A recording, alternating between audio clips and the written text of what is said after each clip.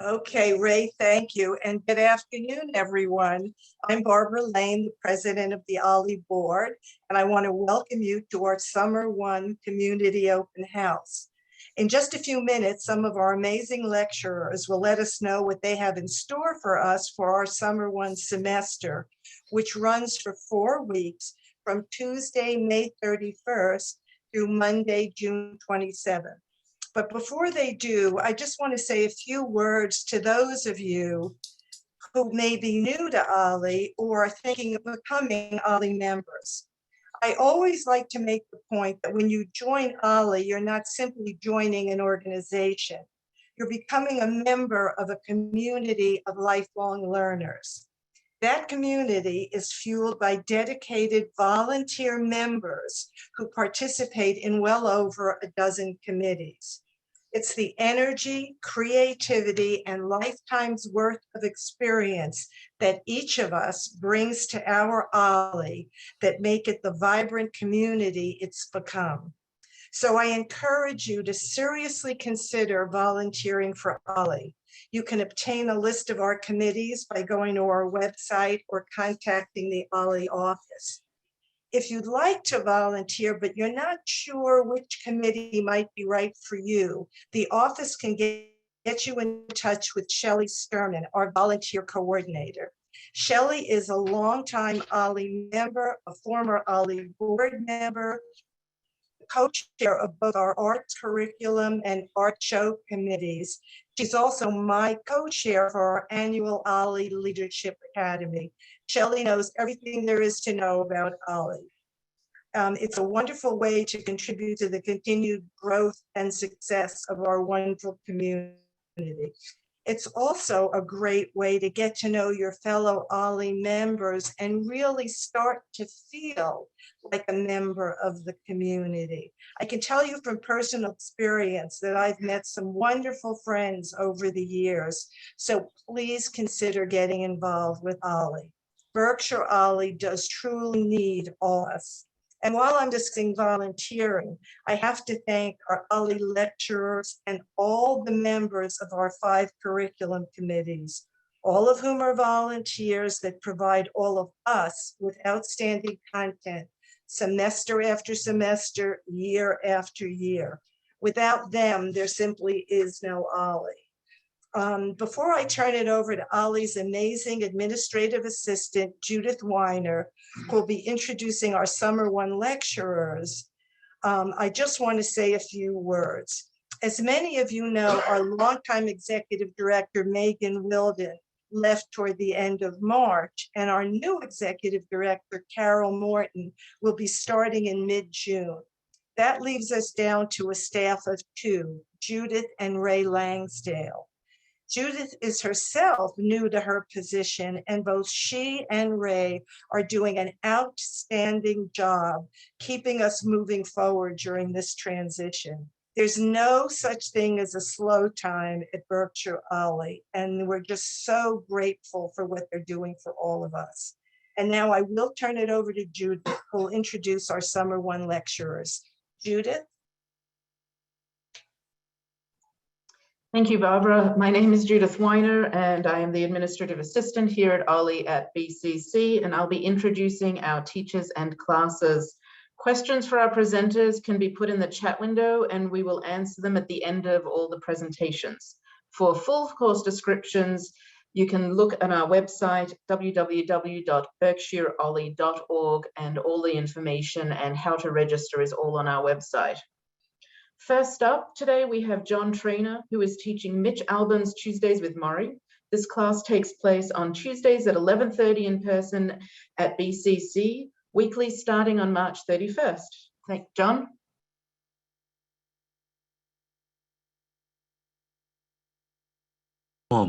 I'm still learning how to use a computer, but it's great to be here again. This is my 6th OLLI summer session, and I've really enjoyed them. I choose dramatic presentations and plays, and I have in the past.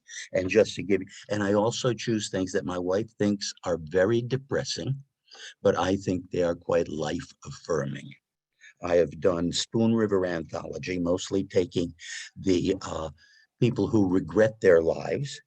Dancing at Lunasa, which is a very mixed play, a lovely piece of work. Shadowlands, about C.S. Lewis and the loss of his love. Our Town, which again has the death theme, but these I think are life affirming. Last year I did The Road to Mecca by Athol Fugard. I've enjoyed them all. I've had some people that have repeated, so I haven't been kicked out yet.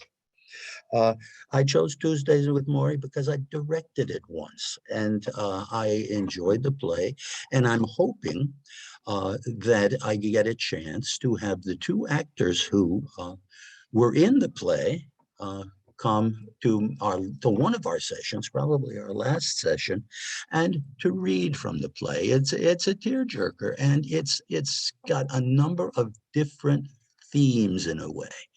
The theme of regret when you lose contact with somebody and it's probably your fault. The theme of dying and dealing with people who are facing death. But as I said, I think it's very life affirming. Written by Mitch Albom, who has become famous for writing this type of piece of literature. And this is the play, and he wrote it with Jeffrey Hatcher, who has collaborated with a number of people on plays. Mitch Albom was a sports writer who's done Stranger in a Lifeboat and Five People You Meet in Heaven. They're two popular books by him. I don't know if oh yes. I want to assign homework. I just got an email that had the sources of the books. I have a play, Dramatist Play Service, right? Dramatist Play Service, if you're ordering, but there's another reference up there.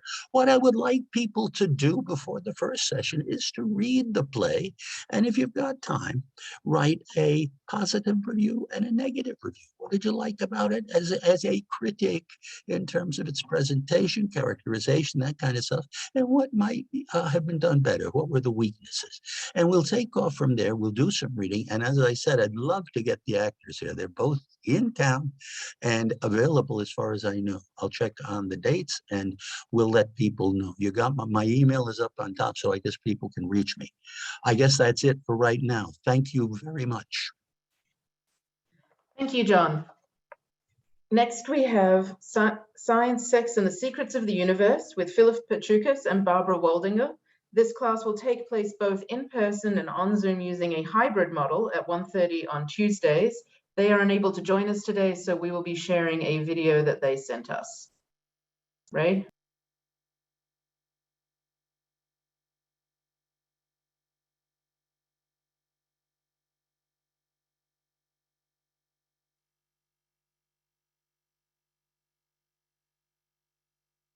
Hi, I'm Barbara Waldinger, theater teacher, director, and critic, and this is Phil Petrukas, teacher, scientist, mathematician.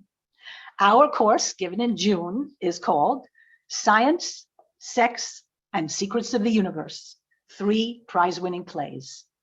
In this course, we'll be highlighting the intersection of theater, science, and math in Tom Stoppard's Olivier Award-winning Arcadia, Michael Frayn's Tony Award-winning Copenhagen, and David Auburn's Tony and Pulitzer Prize-winning Proof. Barbara, I'm struck by the fact that all 3 plays feature extraordinary women who are much more intelligent than the men who surround them. In Stoppard's Arcadia, it's Thomasina, a brilliant young girl, a genius who outshines her tutor by the time she's 16. The real star of Copenhagen is Margaret, wife of Niels Bohr, an acerbic and cynical soul dealing with 2 squabbling man-children, Heisenberg and her husband.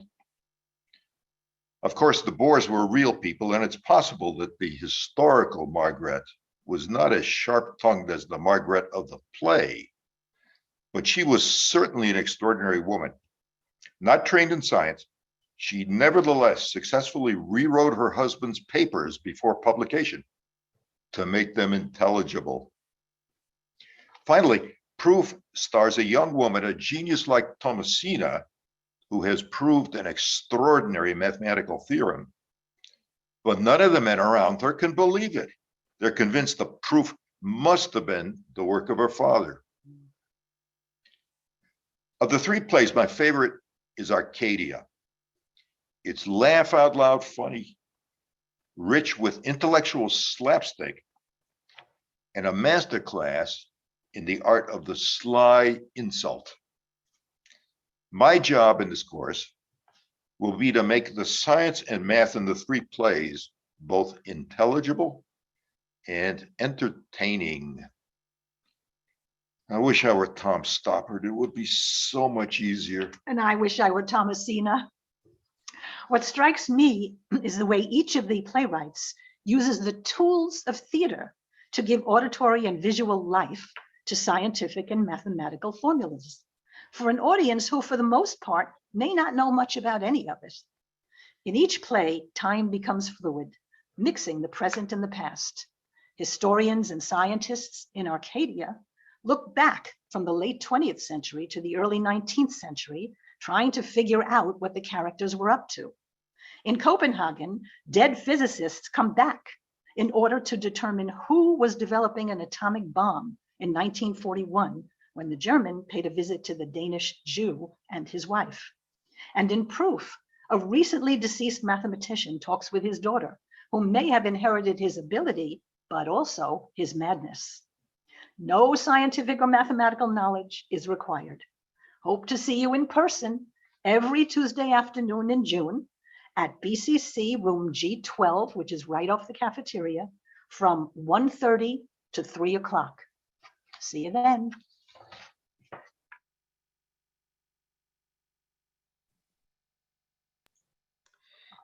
Okay. I'm sorry to interrupt. Do we want to mention that we've decided to make this our hybrid class of the semester? Yes, this class is going to be taking place both in person and online. And you will have, if you are unable to come in person, then you can just be online. If you are able to come in person, then you can do that and have a lively discussion with both the people in the room and online together. That's what makes hybrid so much fun. Okay, next, Shelley Stoneman is going to take 15 students to 4 different galleries around the Berkshires on Thursdays at 11. Shelley? Hi, can you hear me?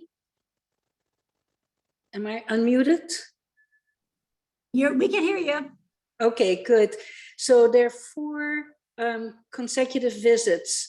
The first one is to a studio, and the other 3 are to galleries. I'm particularly excited about the first one. That is Jonathan Prince from Berkshire House in Southfield. He was a surgeon, but in his youth learned from Arp and Brancusi, and has a wonderful sculptural background. And then in 2002, he decided that his life was going to be about sculpture and not about medicine. And I visited him, and he has the most amazing studio and home in Southfield. It's a bit of a distance, so if whoever signs up would like to meet me here in Stockbridge and I'll lead the way, I'd be happy to do it. His work is very large, and he talks about how he combines the technical with the spiritual. And when you speak with him, or when you listen to him when he does his lecture, you'll hear that beautiful combination. That's June 2nd. On June 9th, we're visiting the WIT Gallery. WIT stands for Wonder in Time, in case you didn't know that. They are very involved with social justice. Monica, who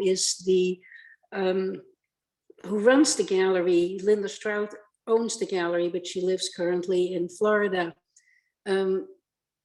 Monica herself, with a friend, goes to a village in Africa every year and teaches women to dance and to do photography. And at the end of the day, they have a little show. So a lot of their work has a focus on social justice, and they largely show regional artists, and they have just this wonderful sense for beautiful work.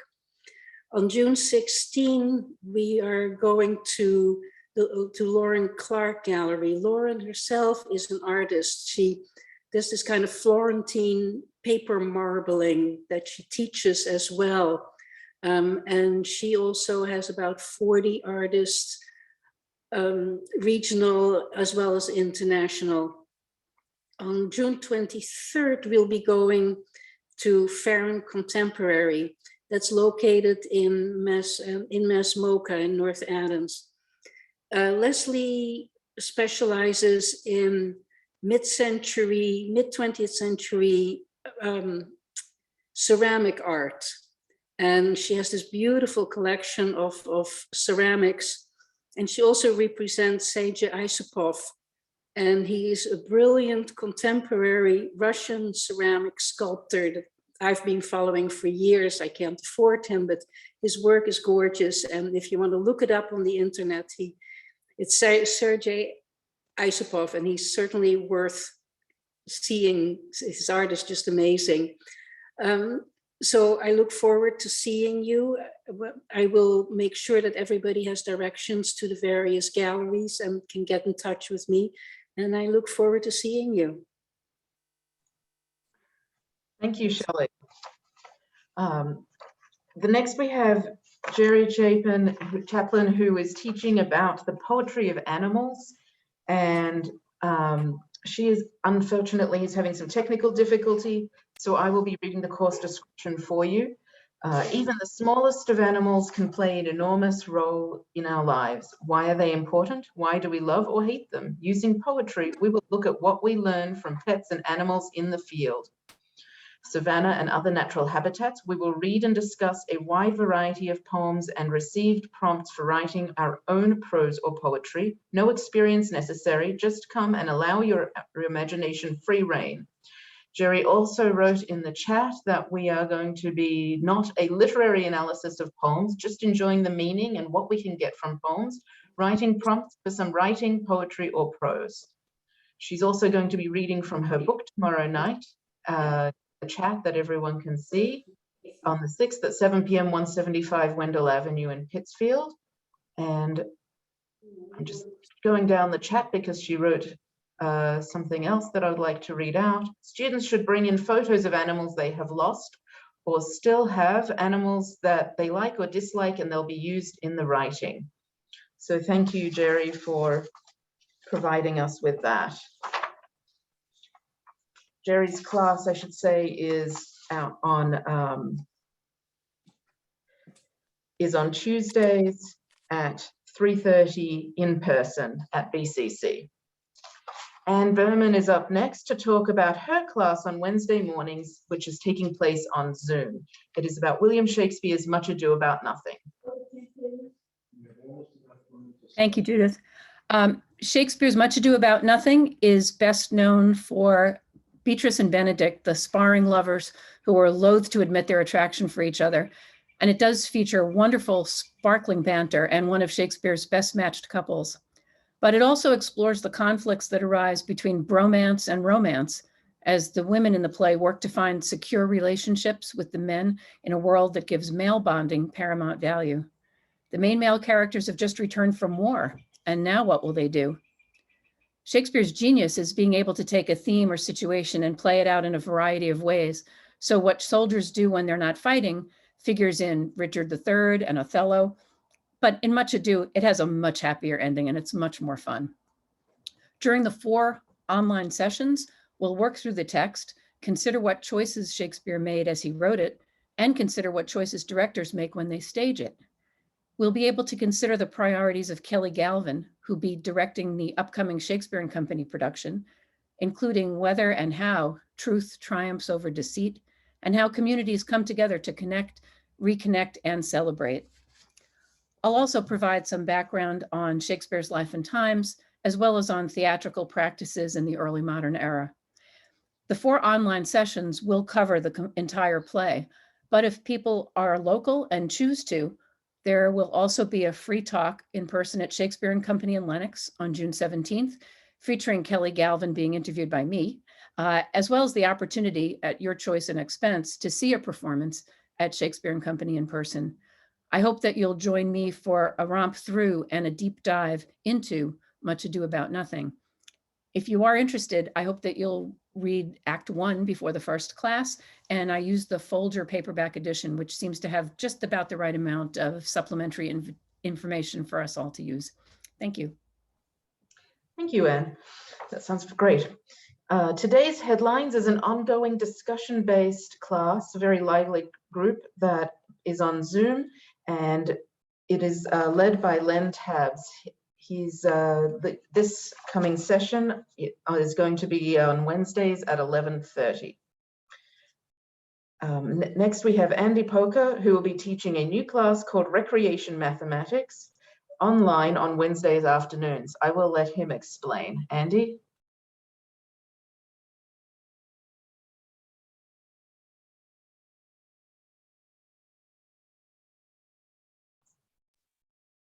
Can you now hear me? Okay, thank you.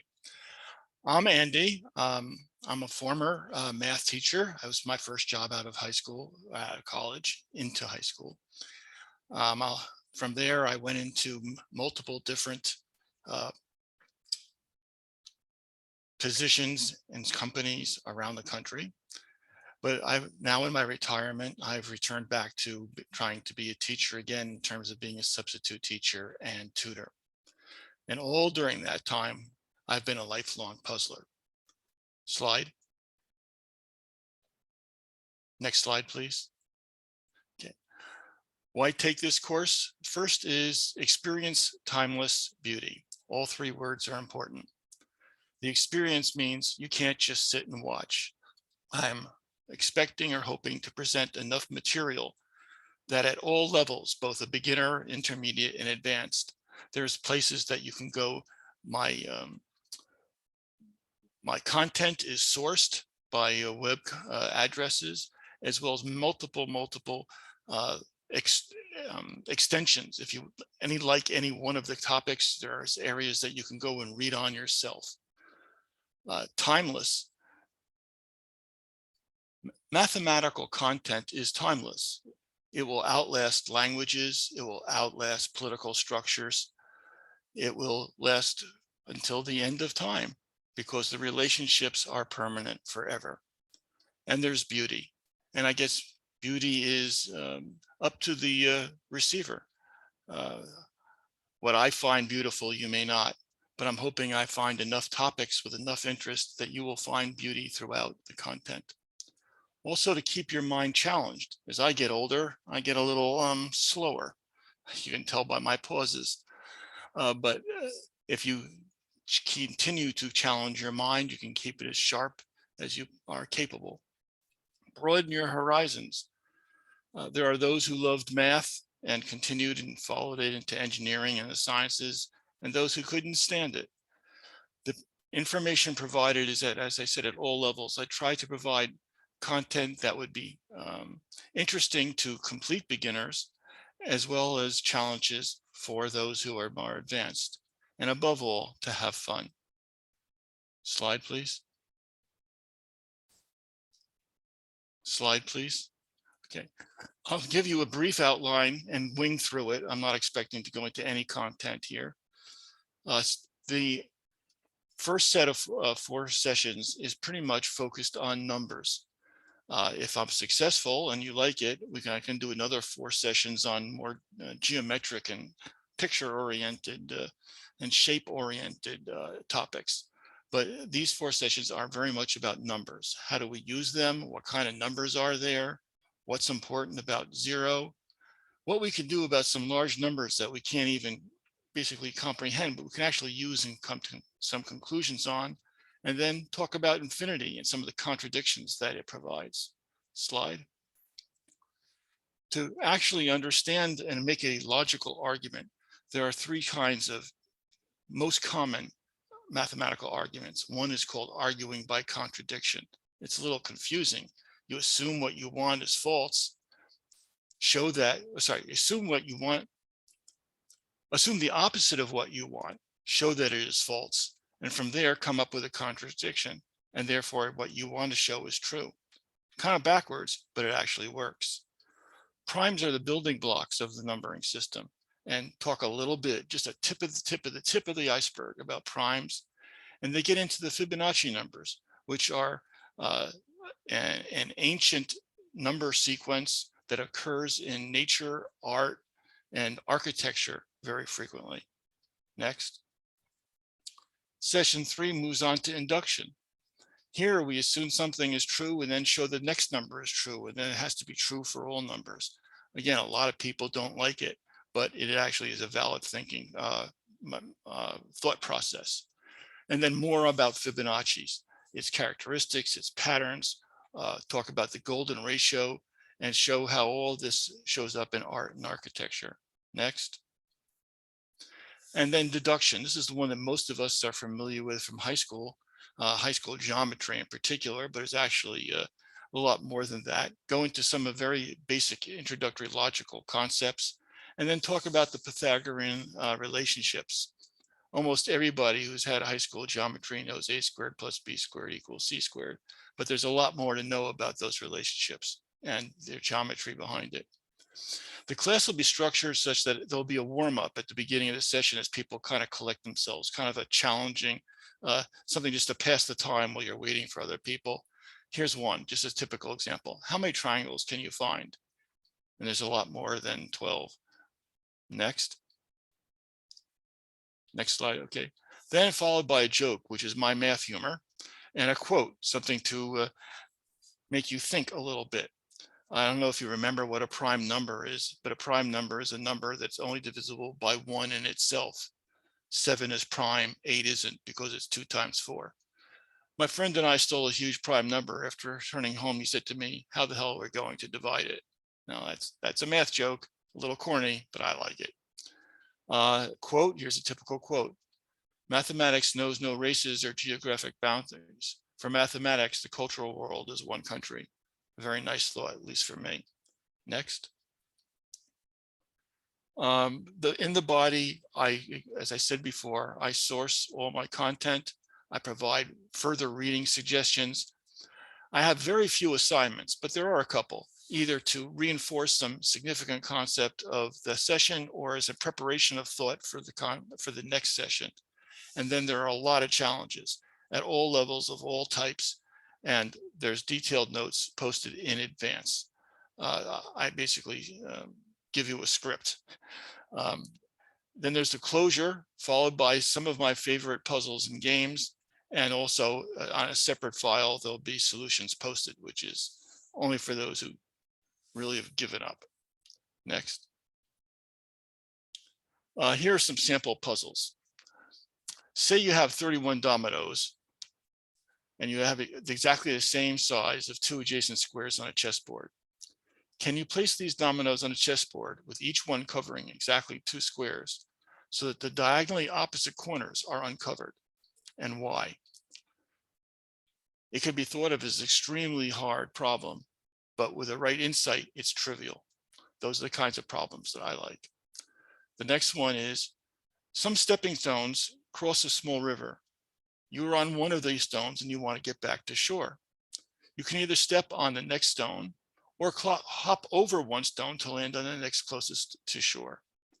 How many ways back to the bank are there if you are standing on the first stone, second stone, third stone, nth stone? Can you see or describe a pattern? And a lot of this course will be looking for patterns and seeing if we could describe them and explain them. Thank you for your time and hope to see you there. Thank you very much. Thank you very much, Andy. Now it is a beautiful day outside, and I have a feeling that John Dixon wants to go out hiking, which is what he would like to take you all out to do in his course, which is to lead 5 hikes around the Berkshires on Thursdays mornings. Here's John to talk about it. Thanks, Judith. Looking forward to this.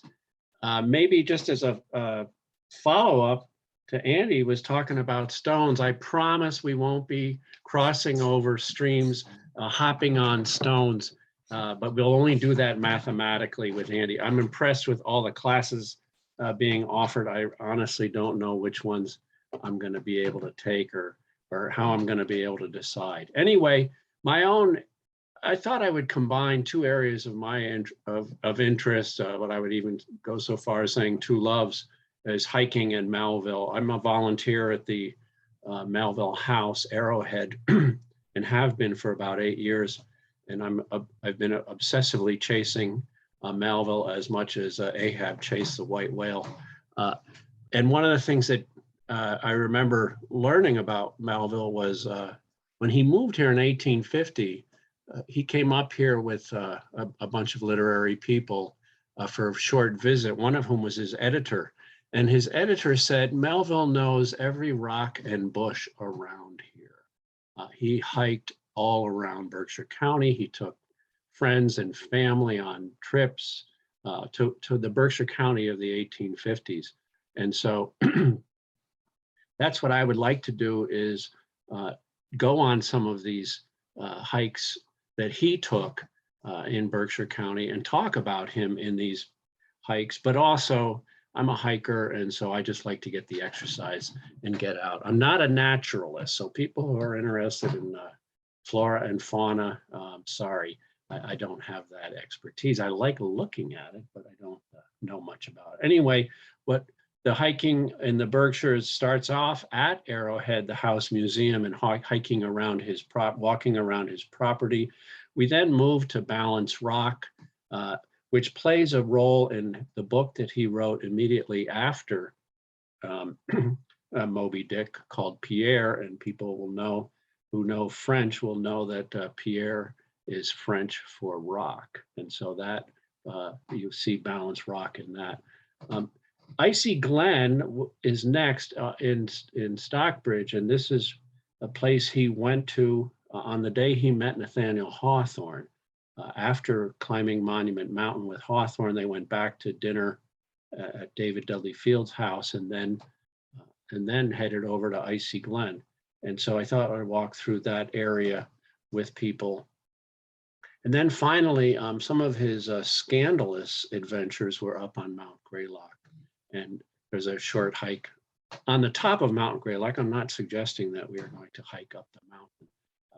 Most of the hikes, all of the hikes are moderate. Oh, and I should say the final hike is one that's done every year, a few weeks after this class, but the Berkshire County Historical Society every year reenacts the famous hike where Melville met Hawthorne up Monument Mountain. That may be the most difficult, certainly the ending.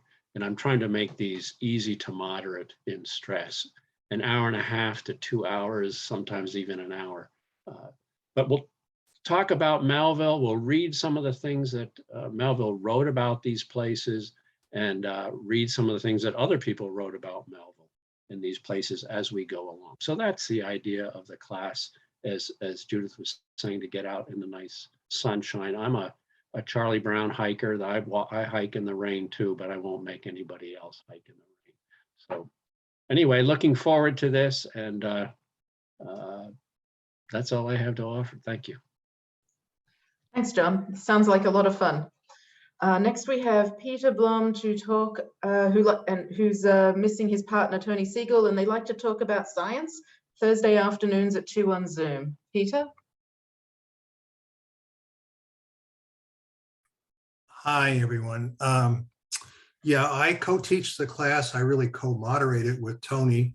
Tony is the originator of this class. I joined some years ago as a co-moderator. Tony is a retired neurosurgeon and a very funny man. We take turns moderating. I present a little bit of information every week.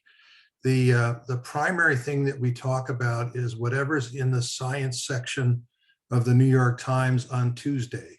And we talk about that later in the week. So you have a couple of days to read that section. We talk about whatever anybody wants in that section. I also customarily supplement with one or sometimes two articles that I've pulled out of my reading.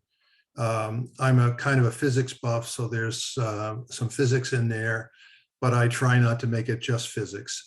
So we're going to start, I think this time around, I have lined up an article about the Webb Space Telescope and how it's being adjusted and what kind of images it's producing. Our class usually consists of 20 to about 35 people. We have some very well qualified people in the class, usually often several retired doctors who greatly enliven the conversation.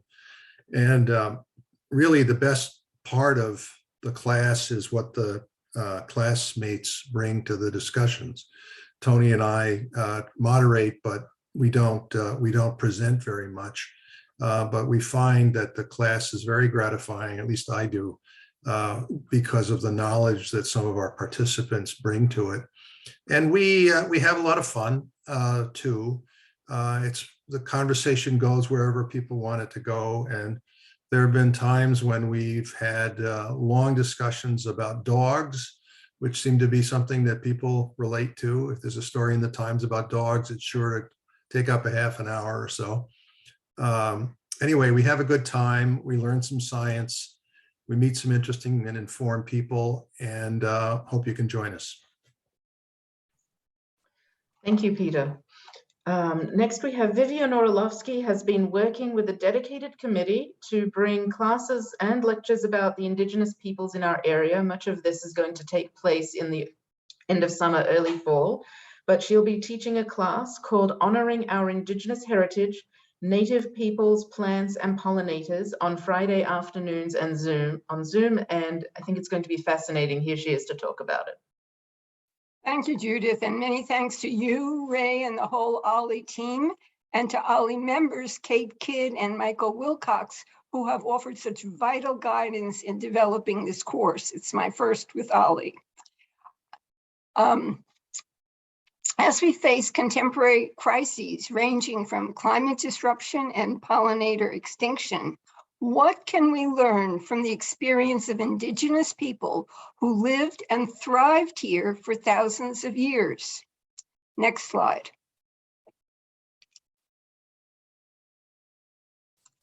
This course benefits from connections between two programs of the Upper Housatonic Valley National Heritage Area, known as Housatonic Heritage.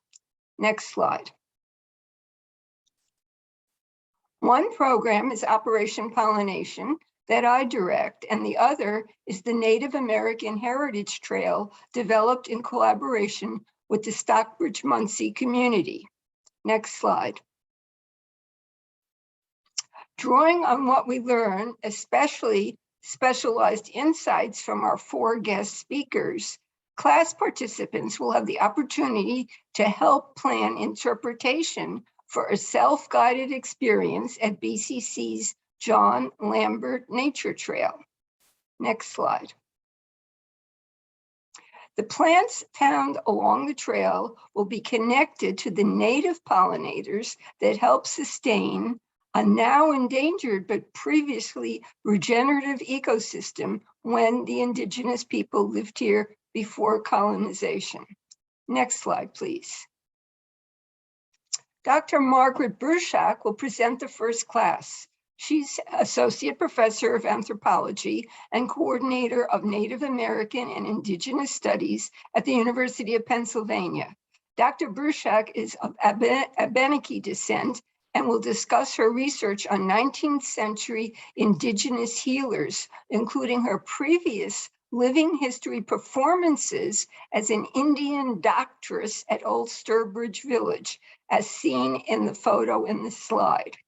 And she will also offer her insights as a consultant to many museums in the New England and Northeast areas. Next slide, please. Russ Cohen has degrees in land use planning, natural resources, and law, and worked professionally as river advocate in the Division of Ecological Restoration in the Massachusetts Department of Fish and Game.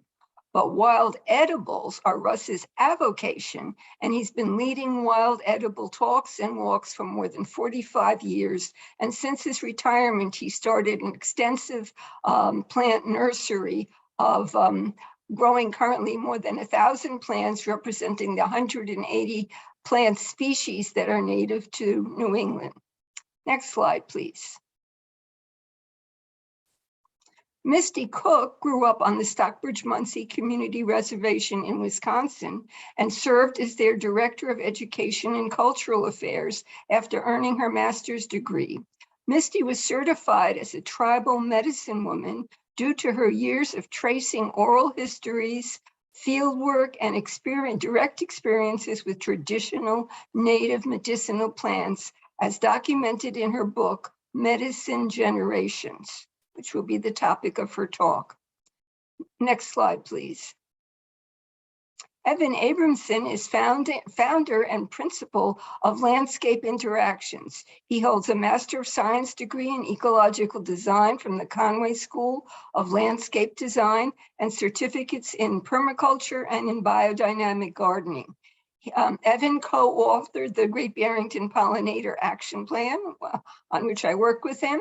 And since 2019, Evan has designed more than 300 acres of pollinator habitat creation in the Northeast. And both Evan and Russ, in addition to their classes in June, will offer guided walks on the John Lambert Nature Trail in September. Evan on September 10th and Russ on September 15th. More about that later. And finally, in celebration of National Pollinator Week, that's the right slide.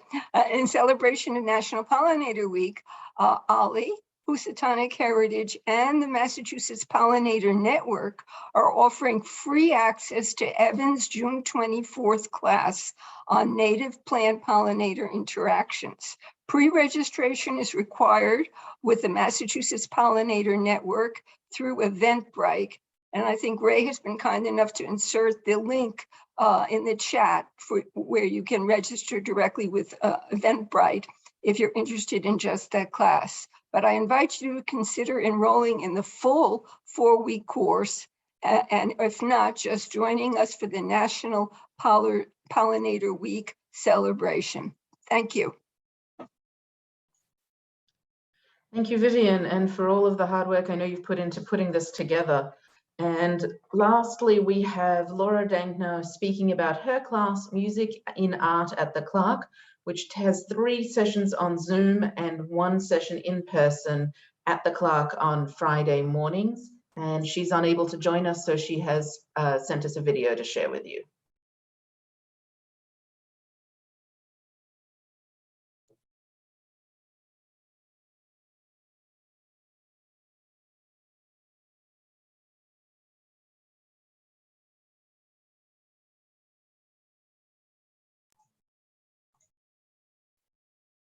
Hi, everyone. My name is Laura Dankner, and I will be the instructor for the first summer session course, Music in Art at the Clark.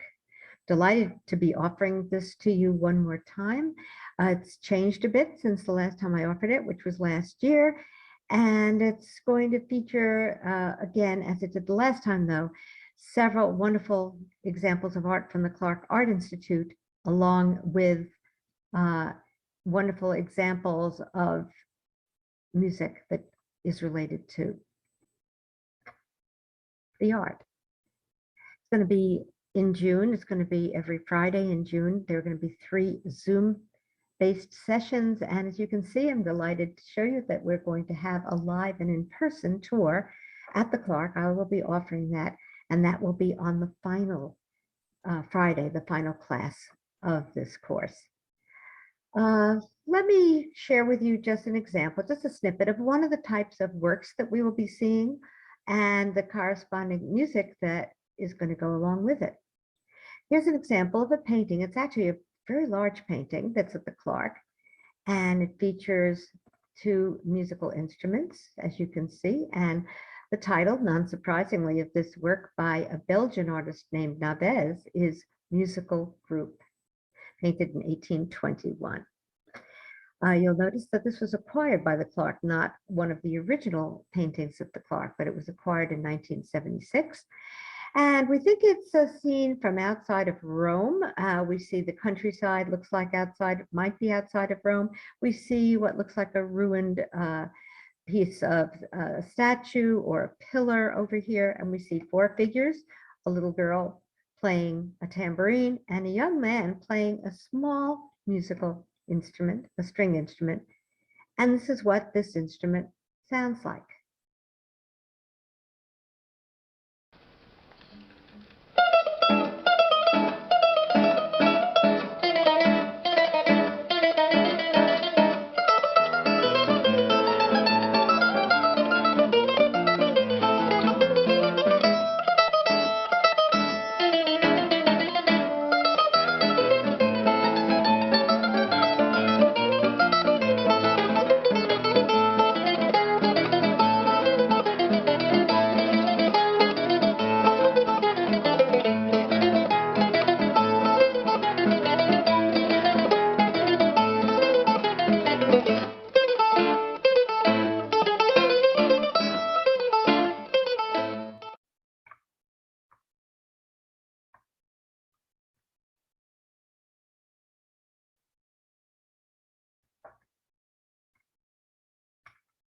That was an example of an Italian folk song, a tarantella, played by a very well-known folk guitarist, Italian folk guitarist.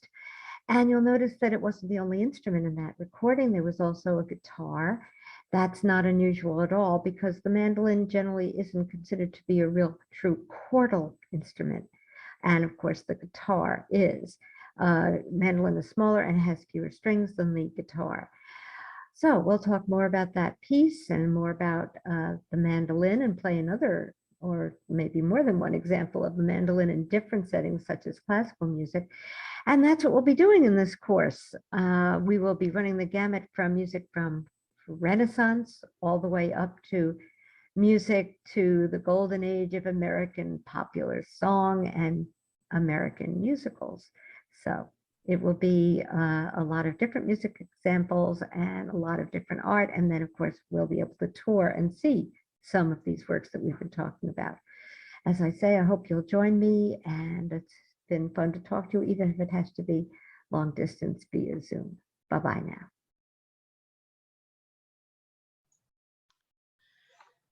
So I want to thank all of our presenters today who were in person or who presented from far away, and also to Ray, who is handling all of our tech today. If you have any questions, you can write them in the chat, and otherwise I'm going to turn it back to Barbara. Thank you.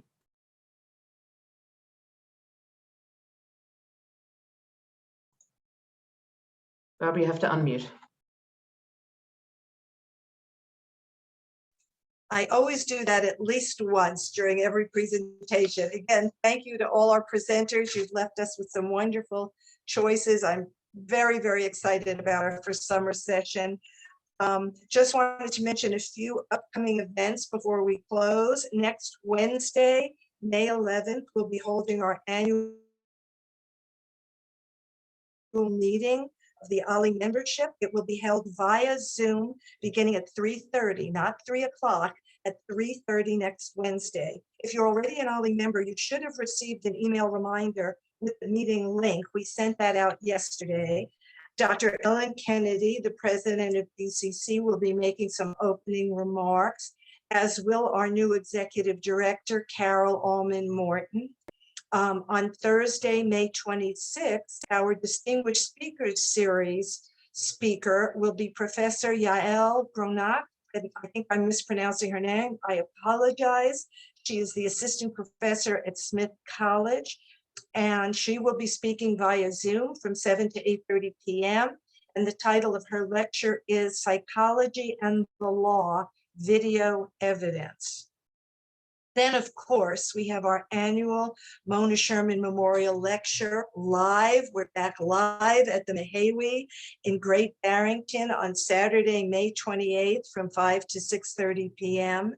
And this year's guest speaker will be Congressman Jamie Raskin of Maryland. Looking ahead to June, we'll be back at Jacob's Pillow on Saturday, June 25th. The performance is entitled Americana to Me. We'll have a talk by OLLI's dear friend, the Pillow's Preservation Director, Norton Owens, at 11:45 a.m., followed by a bring-a-bag lunch at 12:30 with iced tea and delicious dessert provided by our special events committee members, and then a performance at 2 p.m. More information about all these and other upcoming events is always available on the OLLI website, berkshireolli.org. And that's it, everyone. Please stay safe and healthy, and I'll look forward to seeing you at our annual meeting and in class. Take care all. Bye-bye.